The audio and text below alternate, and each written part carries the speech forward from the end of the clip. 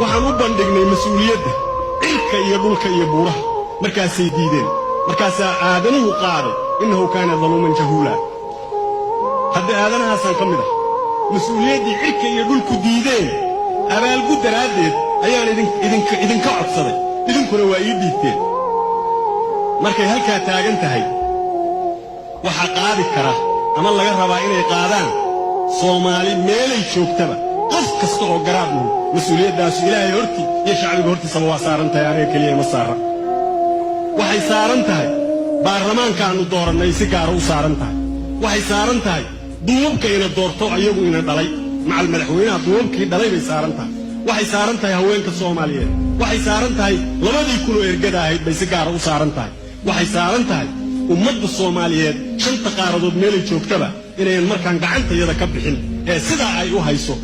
balad iyo baadiyaba mas'uuliyad caam weeye ma aha mas'uuliyad khaas ah waxaan codsanayaa mas'uuliyadda inta la eg oo aniga aad magac ahaan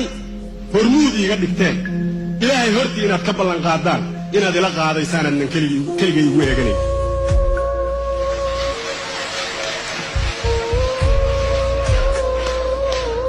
وما هتسنتني